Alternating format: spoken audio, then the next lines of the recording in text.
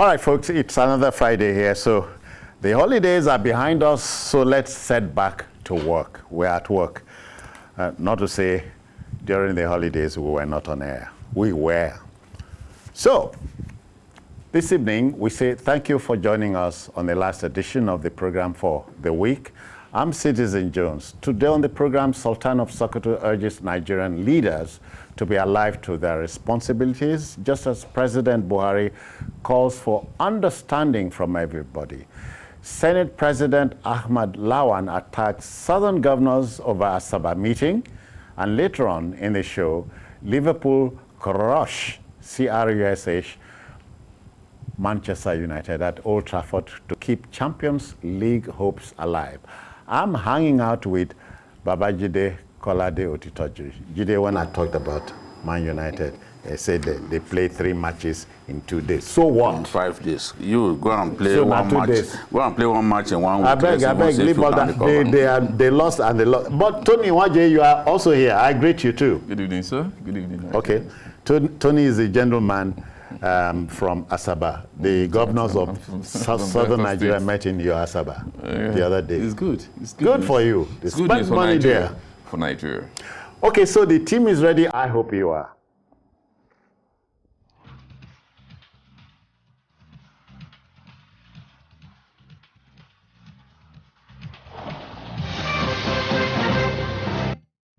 Okay, let's start like this. You know, a fire was reported at INEC office in Enugu and the burning of a police station in Abia State where some detainees were set free by gunmen. Jide, this is becoming a recurring decimal in our country. The police is supposed to be to checkmate these things, but they get attacked. And you are wondering, can you explain this? Honestly, the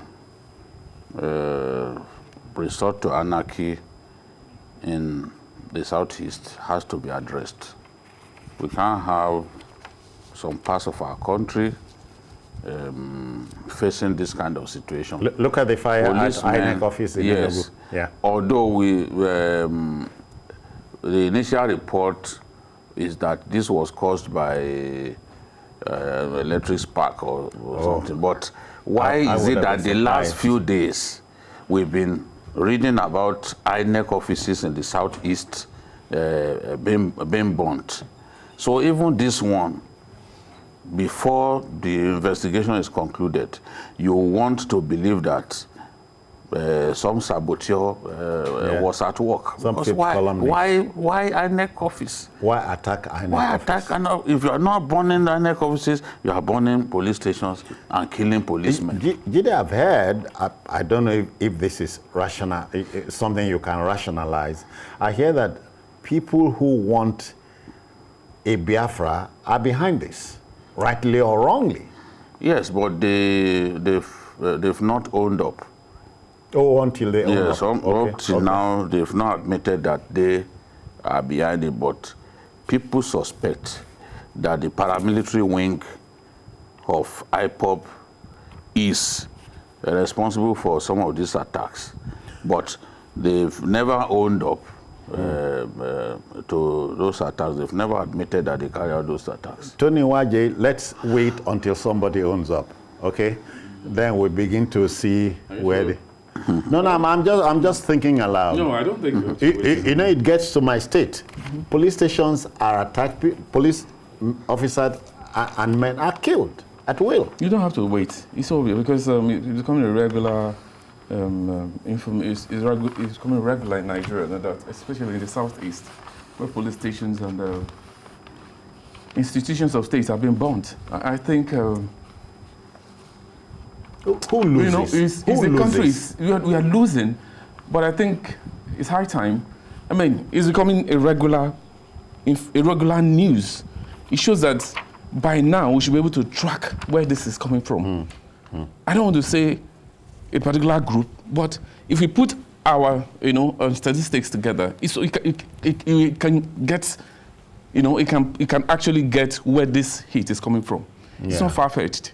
It's for the security, and I think it's high time government sits up and deal with these issues squarely. We cannot, if it's IPOB, they should go in. I mean, whoever is responsible should be taken out. Things like it's simple. IPOB, the CP in Lagos said things like, oh, we have info that IPOB wants to attack Lagos. You've heard that? I heard. It's been quelled, though. I saw Hanize Ndibo yesterday with the governor of Lagos State and trying to assure the governor that Igbos are not doing that.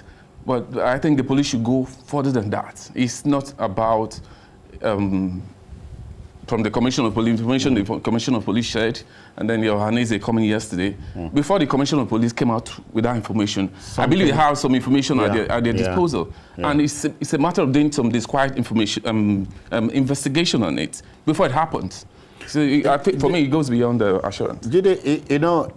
Immediately after the spiritual leader of Boko Haram was killed, Mohammed Yusuf, the first line of attack was against police installations in the northeast. Yes, that was how it all began. They were taking on policemen, they were killing policemen in Bauchi, in Maiduguri, and they were setting prisoners free.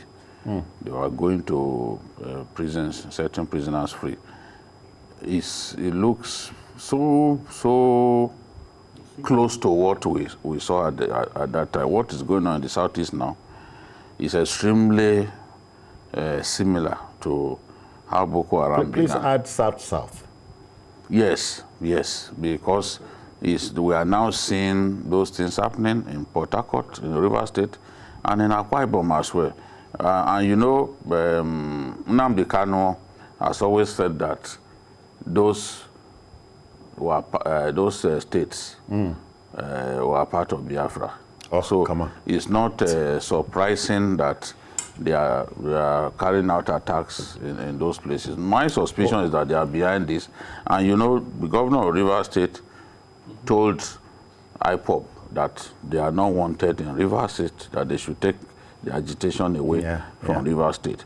They have not owned up to these attacks, but people suspect that the paramilitary wing of IPOB is to blame for the killing of policemen, the attack on police installations, and even INEC headquarters. Okay, journalists Hangout may not want to wait for any ownership of whatever is going on, but we think it can be stemmed right now. It can. And the earlier the better. The sooner the better, yeah. Okay, now to our first story. The backlash over worsening insecurity in our country means the high and mighty must come out of his seeming comfort zone. Sultan of Sokoto and spiritual head of Muslims in Nigeria, Saad Abubakar III, has urged all leaders to live up to their responsibilities. Meanwhile, President Muhammadu Buhari has called for the understanding by Nigerians as we speak. Jide, timely? Yes. Timely? Yes. The president wants us to realize that they are making efforts to defeat the insecurity that is clearly the biggest problem facing our country. That is also the biggest threat to our economic prosperity. No doubt about it. Investment, foreign portfolio investment into our country is shrinking badly. In fact, in the last 3 years, foreign investors took out 1.64 billion out of our country. Investment out of the stock market here because of insecurity. Before we cited insecurity. So you are tempted to tell the government that, look, if we do not address the issue of insecurity, there's no way that we can have economic prosperity. There's no way that our country can get out of its current problems. Now, the president wants us to believe that they want to get some weapons, armored vehicles, armored tanks, and the rest to fight the insurgency, as well as armed banditry, but that it takes time for manufacturers to deliver these weapons. When they are delivered, the people who use them have to be trained and all that. So he was calling for understanding. But the truth is, Nigerians, just as the Sultan said, can hardly sleep with their two eyes closed. Yeah. They are worried. They want the situation, the problem dealt with. And when you imagine how frequently kidnappers are kidnapping our people, then you want to think that the earlier the government solves the problem, the better. I was talking about investors withdrawing 1.64 trillion naira in investment in our country. So, owing to insecurity. Yes, that's what they cited. Nobody wants to bring his investment to a place where it's not sure of the safety of his investment. Even Nigerians and other people who have invested in the stock market, a lot of them are withdrawing their money and taking their money elsewhere where they believe safe. They will have a guaranteed return on investment and all that. So incrementally from 2018 right to 2020, these people had been taking their money out. In 2018, they removed 642.65 billion in 2018. In 2019, they removed 523.42 billion. And then in 2020... Naira or dollars? Naira. And then in 2020, they withdrew 481.93 billion naira. So that's a chunk. Yes. More than 1.64 trillion in investment lost over a space of 3 years. If we are not careful, if we don't address the insecurity, even the foreign portfolio investment will totally dry out. Oh, come on.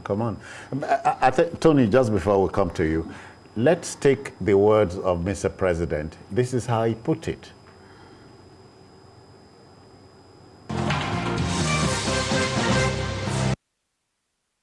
The important thing is the elites must make the attempt to understand the military. If we order, say, weapons and armored vehicles, it takes time for the manufacturers.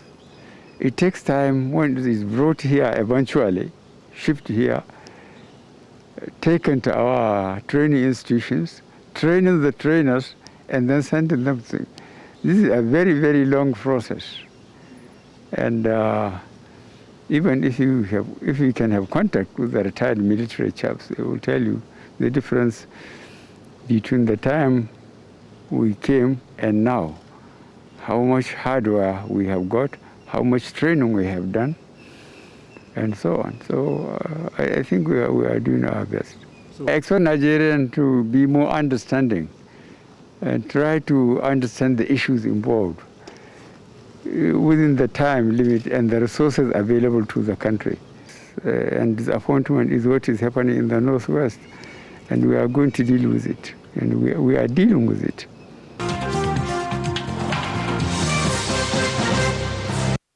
Yeah, Tony, we can, Mr. President has spoken, but I'm a little troubled. Don't forget, I'm a journalist, I'm not a security man.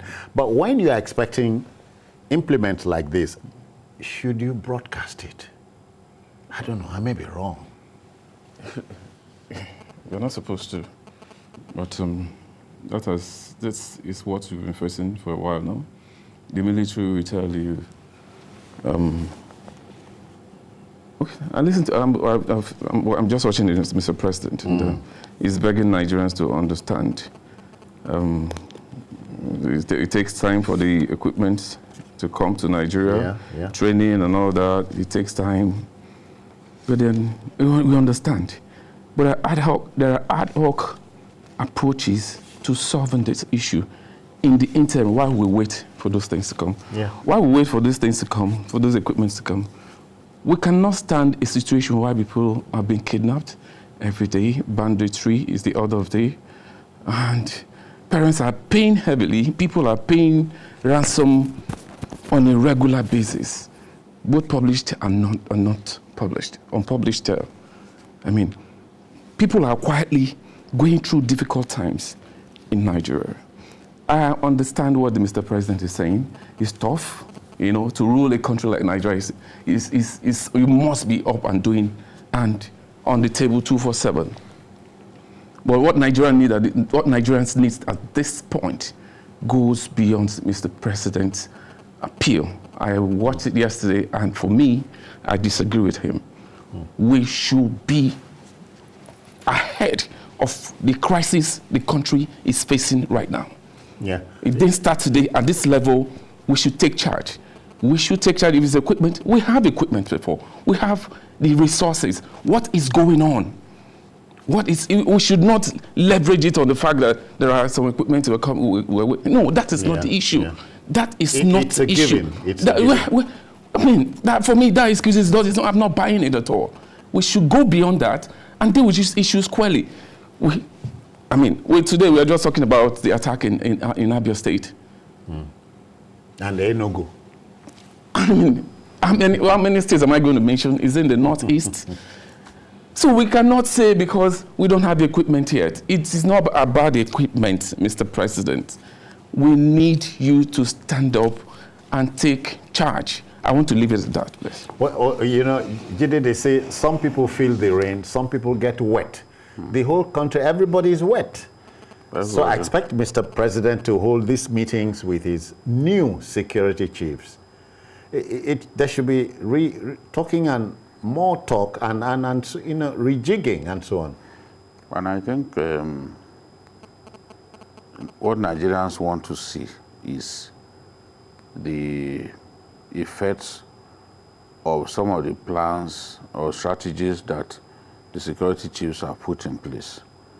These security chiefs must realize that, yes, the buck stops at the desk of the president.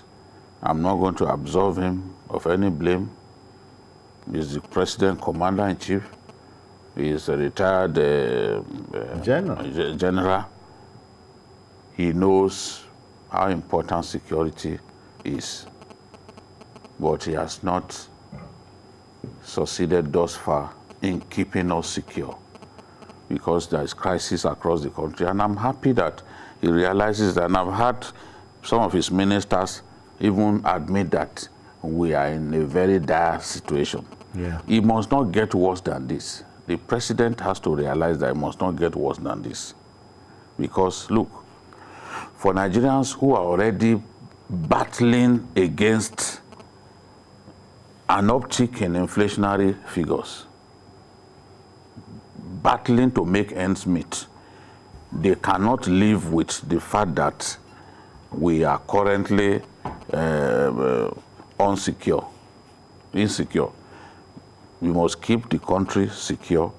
Let Nigerians begin to see evidence of real planning to deal with the situation. Because it's possible. It's possible. If, for example, we start seeing our armed forces take the battle to these bandits, and they see evidence of successes recorded, not simply press release saying that we have done this, we have done that. You understand? Yeah.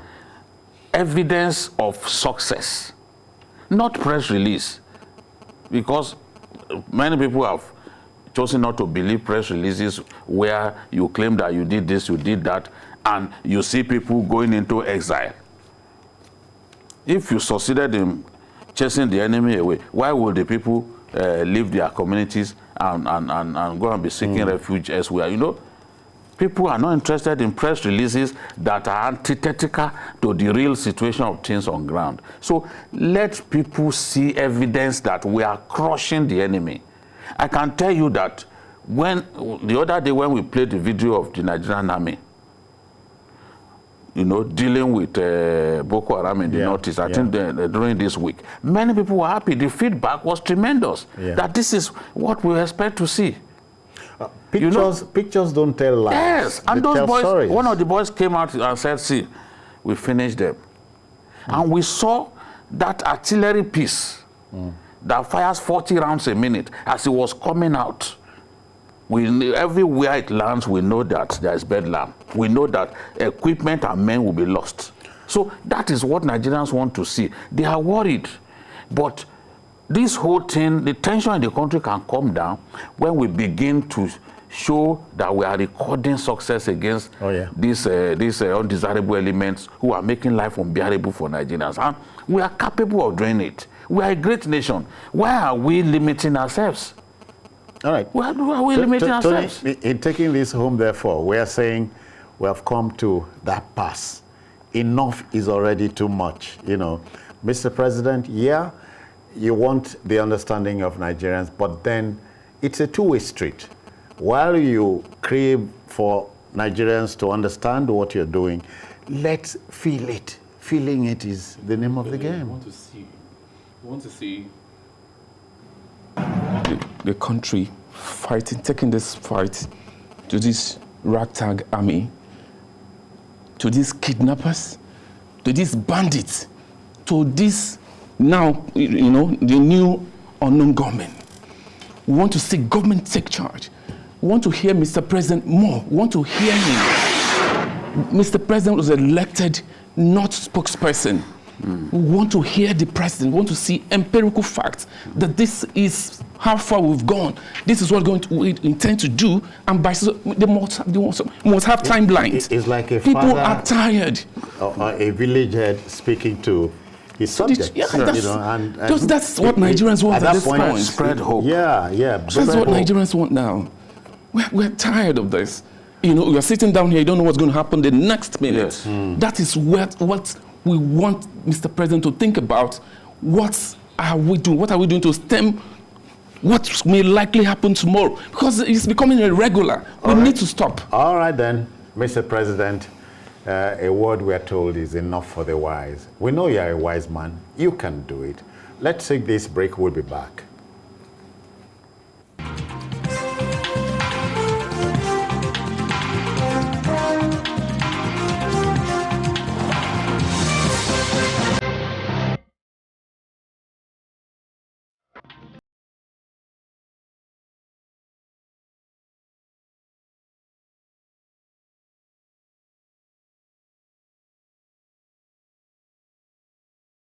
To our next story. You know, the southern governors, all 17 of them, may have met in Asaba, Delta State, to talk about a way forward for our country, Nigeria.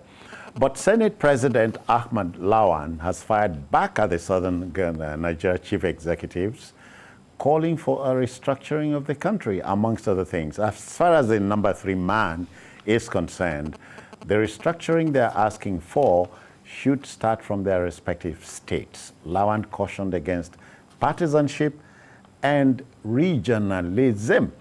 Did you hear that, Tony? I didn't say anything like partisanship because, you know, they dropped their party affiliations, you know, the different states and converged for a common purpose. So there wasn't nothing like partisanship there on the regionalism. The issue is something we've been saying all the time. Even when APC came into power, it's part of a campaign slogan. Yes. And then suddenly, I don't know what happened, but in as much as I want to agree or disagree with the Senate President, I think he has a point when he was saying that the states, what are the governors doing at the respective states? You know, these are the same governors still who refused, who are vehemently refusing to give autonomy to local government. They are still in charge of the judiciary. They are in charge of state assemblies. They decide everything. They put these things under their table and they control. So I understand his point there. That is what, because he who goes to equity must, you know, goes to the clean hand.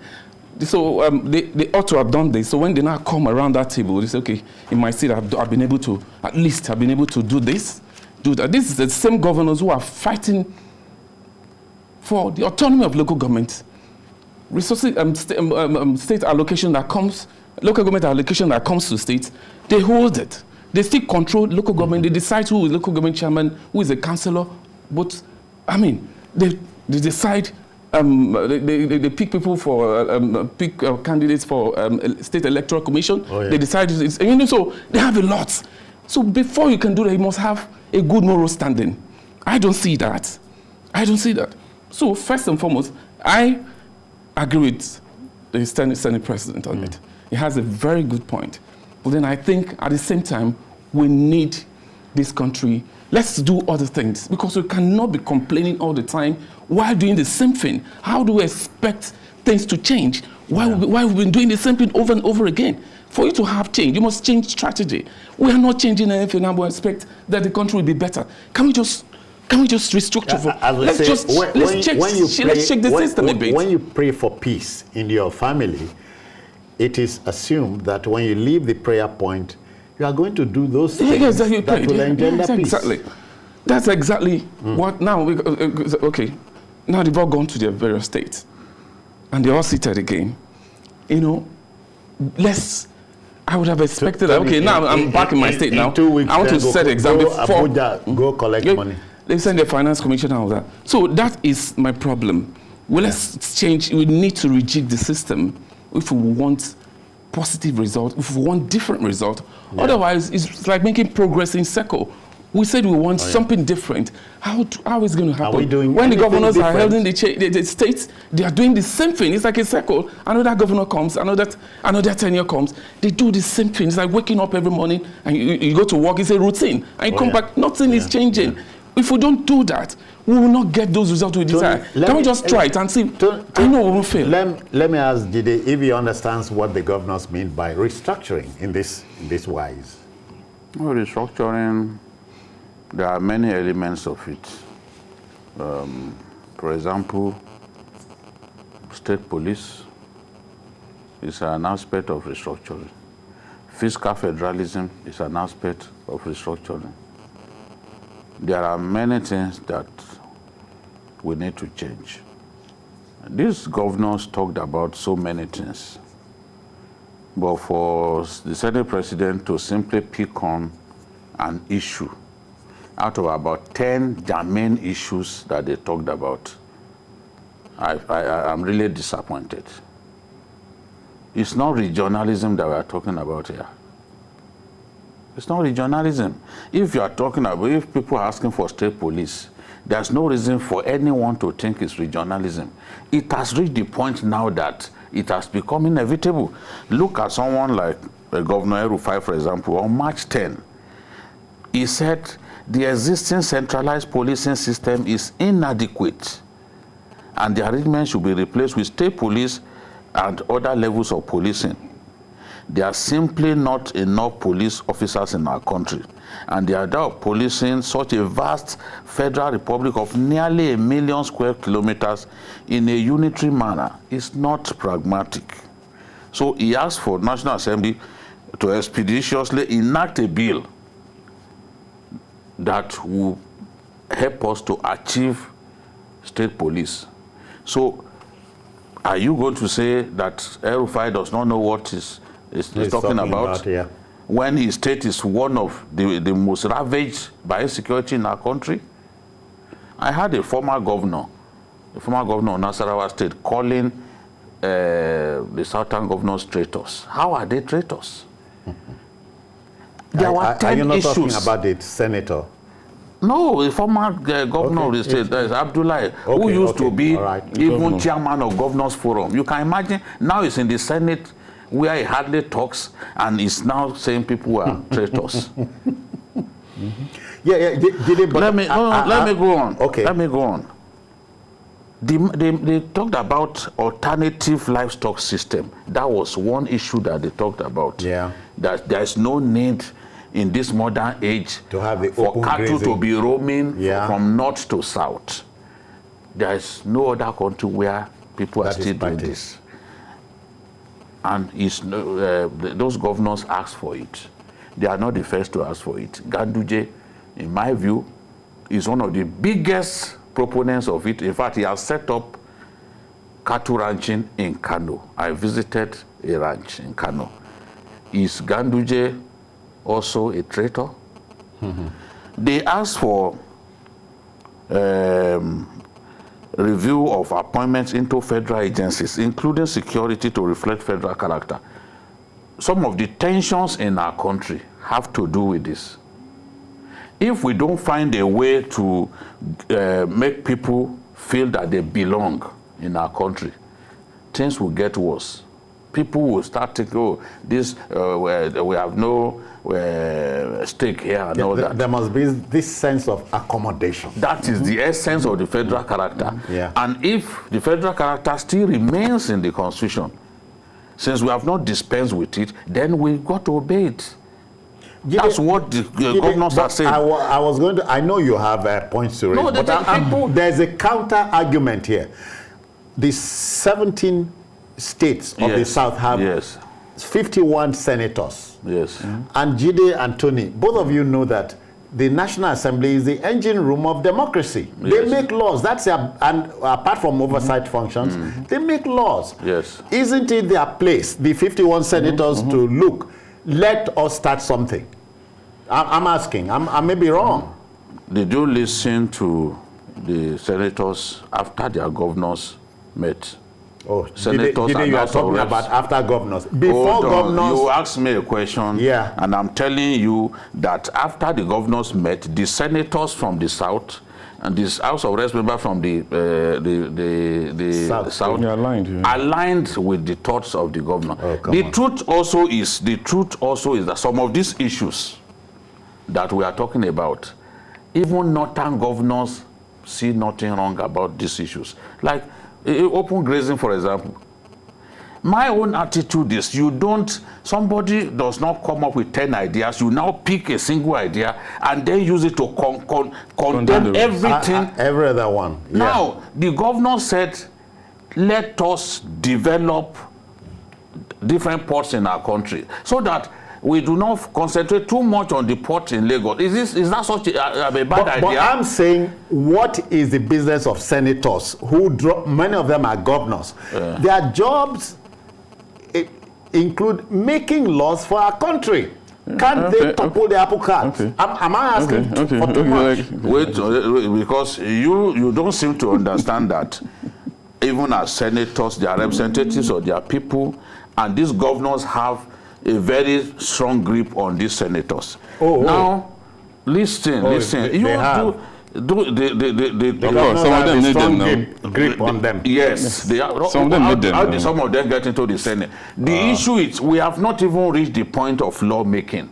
Let people come out. These guys are saying that the president should address the nation on insecurity. Is it a bad idea? You come up with 10. You see, the thing is, you come up with 10 ideas, and somebody picks one issue, trying to rubbish all of the issues that they came up with. We're on the same page. If we are a serious country, on the same page, Jide. How do we now? It doesn't seem we are quarreling here. No. Let's address these politicians who are adept at dividing us with issues that are mundane, issues that are meaningless. If people said, in our country we have more than 23 ports, but we focus on one, let us develop new ports. Let us create jobs by developing new ports, by opening up other areas. Is it a bad idea? And you now pick an issue. That's why I'm asking, what is the business of senators? Hold on, don't keep asking me what is. You also know until the business. I get the answer. No. Vex. What is it? Did we come here simply to talk about senators? The issue is, let's talk about what the Senate president said. If you are talking about senators, are you also telling me that the Senate president, as their leader, is not up to his job? Many times, even ideas come that big politicians, including governors, do their best to make sure that this thing does not go not get passed into. I understand you, but you hear things like governors are too powerful. But do you know they are? So what are we talking about here? They are too powerful, and that's what I was trying to say. Even like Jesus said, most of those senators you've seen were nominated by their governors, and their election made possible by the governor himself. So they kind of have control. I was going to the Senate president, for instance. He's been in the Senate for a while. He's been Senate minority leader in the last Senate. Today he's the Senate president. And I want to ask, how many bills have he pushed in favor of restructuring. Okay, it's against what's going on right now. What is the Southern? Aren't you begging the question? Doing? Yeah, his government might be powerful, more powerful than he because is. they are at the Senate, at the individual level. Because it's pain that the Southern senators met, the Southern governors met, and he's been the senator. He's been in the Senate. And he's saying that governors and elected office holders are not supposed to be the one, people pushing this. Yes. Okay, what do you expect in this? Okay, you've been at the Senate for a long time. Have you, because this is something that is very important, and they are discussing it at the various levels. Okay, the certain states, elected people are not supposed to push. So who should talk about it? Are they not representatives of the people? Who will talk? Not people on the street like us. Are they not representatives of the people? So that is the problem I have. They have so much power to do a lot, and they are not doing it. And the governors are saying, okay. And then I'm happy the next day, most of the senators rose up, the Senate, the House of Reps, and they said, they're lying. Bring the bills. And they said, we are ready to push. So I think we need to start unbundling this thing. Who is saying what now? Like, what I'm trying to say is that the senators, they have, and let me say, the legislators, they have so much powers to do the needful. Okay, now the governors of these states have they've said, okay, we are going to do this time around. So what is remaining now is for them to get these senators, if possible, to summon them to their states. You know the truth is, apart from what they did at the chambers. Since we see senators almost cry on the floor, complaining about security and other things. One thing is certain. Sorry, we have a caller here. Let's take him. We have pricked him enough. Good evening, sir. Welcome. Good evening, Mr. Hussein. Citizen. Yeah. Yes. Go on, sir. Yes. Good evening, Mr. Babajide. Good evening. Yeah. And Tony. Yes. You see, Mr. Johnson forgets to remember that in the Senate, the numbers determine in most cases.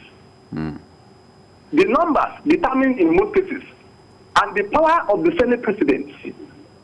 The power of the Senate President should not be overruled here.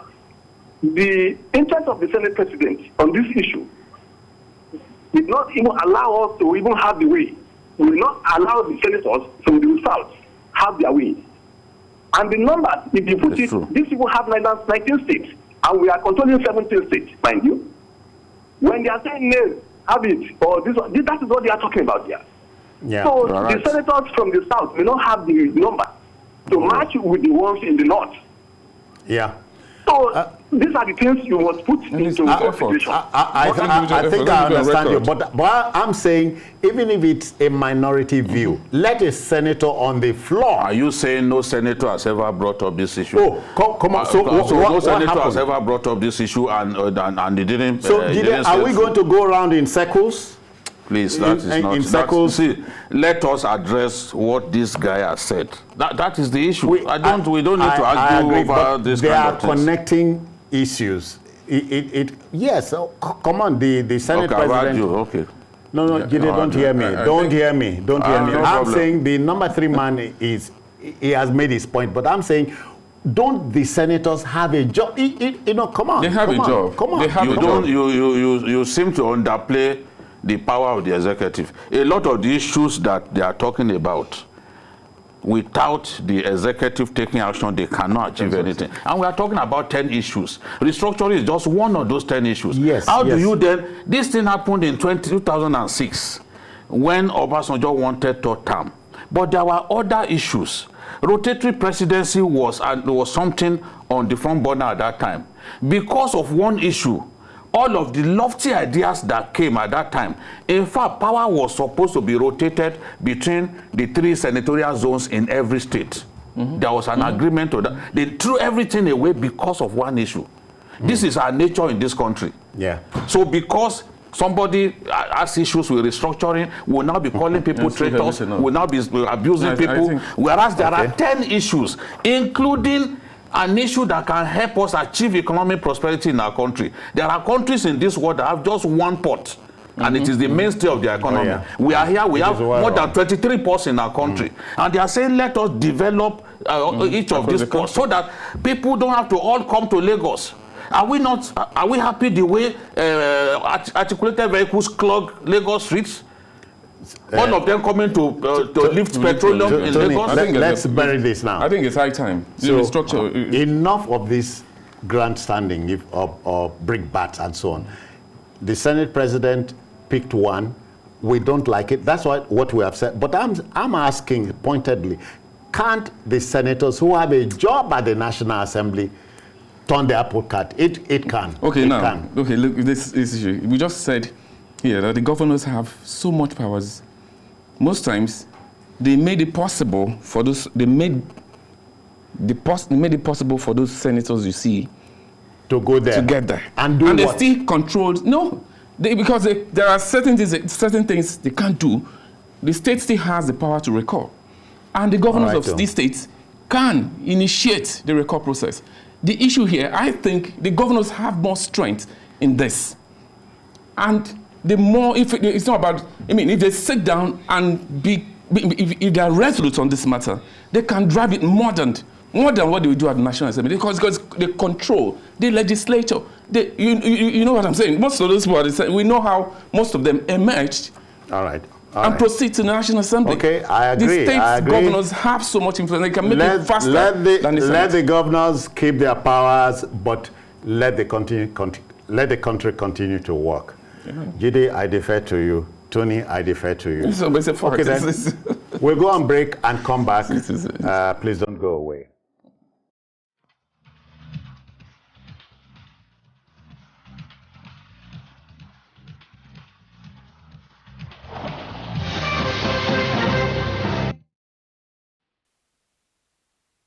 All right, folks, welcome back.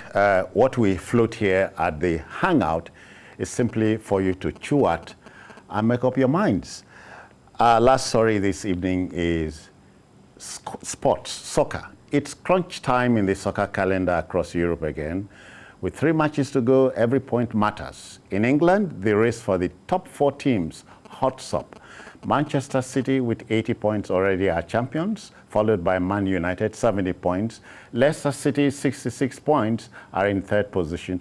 Chelsea have chalked up 64 points, and they are chased by Liverpool hotly, who have 60 points. The Reds, Man United, were subdued 4-2 on Thursday by Liverpool. For the Liverpoolians, the number 4 spot is still possible. I have George Uchendu, is a sports writer, joining us at the Hangout. George, I greet you. Yeah, great to be on Journalist Hangout. Some of the most articulate minds I've ever listened to. I follow this platform for years. Here we go. I hope you are not a senator. Oh, no, I'm not. Okay, so the number 4 spot is in contention now. Yeah. Look at the picture. Look at the mix. If you want to even add the number 3 spots, because it's not done yet. But if you want to keep it at number 4, we have Chelsea, we have Leicester, we have West Ham, and we have Liverpool. Chasing them like no man's business. Yes, and we saw Liverpool yesterday do the business against Manchester United. First time in a long while, they are taking a win at the Old Trafford, and it's hotting up, as you said. It's crunch time, and Chelsea, Leicester seem to have the ball in their court, seem to have everything in their favor if they do what they are supposed to do. While Liverpool will be hoping that one of these 2 teams just blink, because it's going to be very possible, because next weekend, after this weekend, we're going to be having Chelsea, Leicester cancel each other out. Oh, come on. So whoever cancels each other out is going to give the opportunity to Liverpool, who look like they are not slacking. They will be taking on any team right now, and it's going to be do you know that the picture is not different in Spain, if we talk about that? Atletico Madrid, Real, and Barcelona. Yeah. Yes, but I think that Barcelona are out of it. At this stage. I also think that this weekend, Atletico could clinch the title. Anything can happen. Atletico has done well to be on top for so long. It will really damage their psyche if they do not walk away with the title this time, because they've been leaders and worthy leaders at that for so long. So they just need to maintain their intensity and get the job done. Judge, Germany is no different. Atalanta are chasing. I know Inter looks It's good to get home. No, Inter has won already. Inter has won. Yeah. No. Atalanta came from the blues, so to speak. Definitely. Upstaging Juve, and what have you? For the first time since 2012-2013 season, Juve might not be qualifying for the Champions League, and it's because we have the likes of Atalanta, Napoli, who have experienced a late flourish, and then AC Milan doing wonders suddenly, taking the stage. And it seems like it's going to be that way, except it's going to be a miracle. We have Inter Milan facing Juventus upper week. And for Inter Milan is a point to prove. Conte, former coach of Juve, the sporting director of Inter, also now former sporting director of Juve, now with Inter. Inter fans want this, irrespective of the title. So Juve might not. Let's return to England. Yeah. Chelsea and Leicester are going, for the jugular, as they say, for the FA Cup final. Yeah. A statement will be made there. Yes, a statement will be made, especially for the game coming up the upper week. We have Chelsea with rich FA Cup history, and Leicester getting into their first FA Cup final since 1969. In fact, 52 years. 52 years. Yeah. And they're the first team that have gotten into 2 finals and not won anything. Chelsea slight favourites, but we see 2 coaches that will be coming with the tactical acumen, and it's going to be an explosive game. I've been saying all through today that I see going into penalty shootout. It looks like penalty shootout for I see a 90-minute draw, Jide. Yeah, when you look at Leicester Chelsea, the Chelsea coach Thomas Tuchel has given this team some form of backbone that was not there. So the team is more difficult to play against. They are very solid at the back, and Leicester plays like that too. Leicester. They do a lot of counter-attacking football, they defend very well. So they are very organized. Let's mention two Nigerians. That's why the match will be tough for both teams. We may not be decided in regulation time. Then we have 2 Nigerians at the peak of their powers. Ndidi has shown that he's probably the best enforcer in the English game currently. Every year it gets better. And suddenly, Iheanacho became the go-to man in Leicester City, scoring almost every week. You know? In fact, I saw a video clip where Ndidi was asking him that, who caught that soap for you, senior man? Because every week you just see him on the score sheet. He's been doing very well in the last few months, and to the point that he was even voted Premiership Player of the month. Which is a rare thing. So these days, Leicester has done well. This has been a great season for them. Even if they don't win the FA Cup, they've been in the top 4 for so long. So it's been a great season for them. I just hope that when they qualify for Europe, they'll do better than they've done this season, because they didn't really go far in the Europa Cup. George, let's talk about our own Super Eagles. We can rub that in. We have talked about Ndidi and Iheanacho. That's for Leicester. There's our boys doing well in Italy, in Spain, and so how come our national team is where it is? For me, it's always been the issue of the coaching. Because when it comes to talents, we have the talents, but harnessing these talents and bringing them together to achieve results, we haven't had the best. Don't tell me it's a problem having talent. No, I mean the coaching. We have. I agree. So having talents becomes a problem for the coach, which is crazy. I think it even comes from what he knows. You can't give what you don't have. So he has an embarrassment of talents in front of him, and he's confused as to how to harness them. Yes, that's just for me the problem. Oh, come on. Sometimes the best assembled set of players may not win any trophy. I remember the Brazil team to the 1982 World Cup is one of the best crop of Brazilians ever put on the football field. After 1970, perhaps. But they didn't win. They didn't win. They didn't win. and they had an excellent team, you know.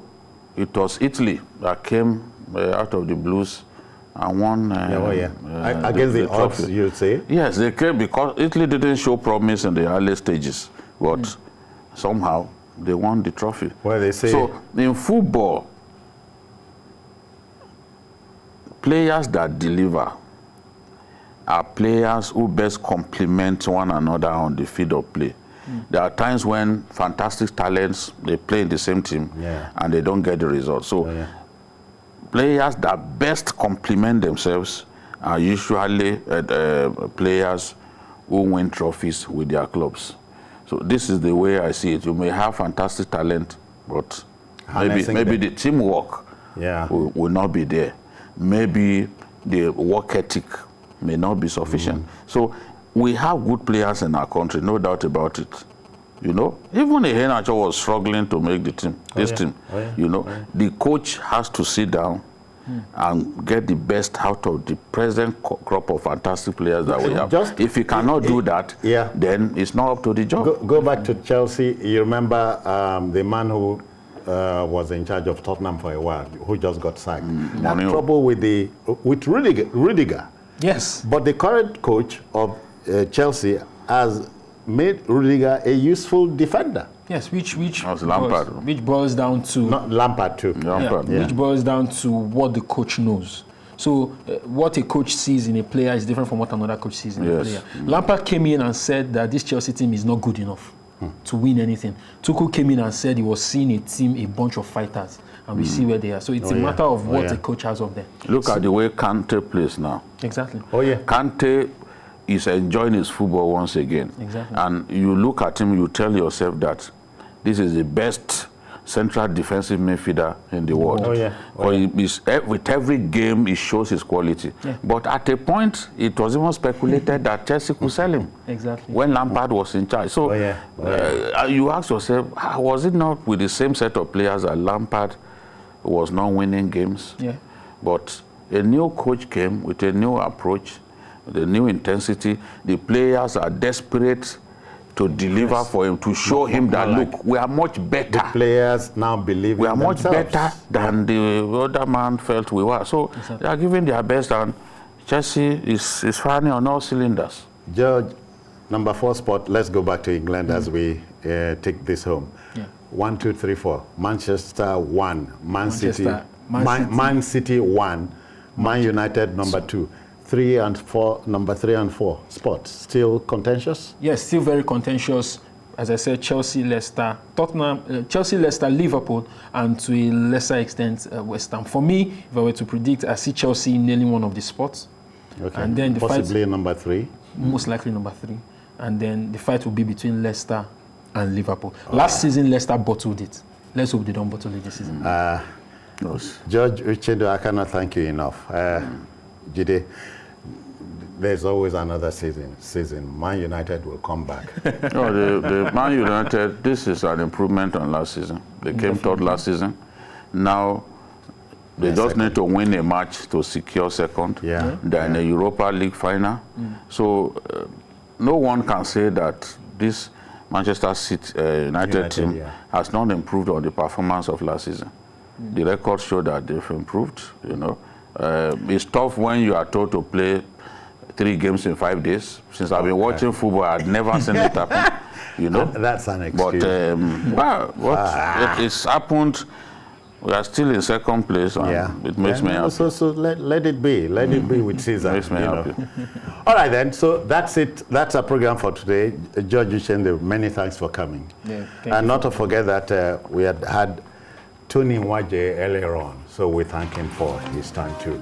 Now, that's it on the program for tonight. On Sunday, you must be here for 1:30 to 2:30. No, to 3:30 for another 2 hours of non-stop action on Journalist Hangout. We are on YouTube at youtube.com/TVC News Nigeria. I'm Citizen Jones. On behalf of the Backroom Boys, I say enjoy your weekend. Bye-bye now.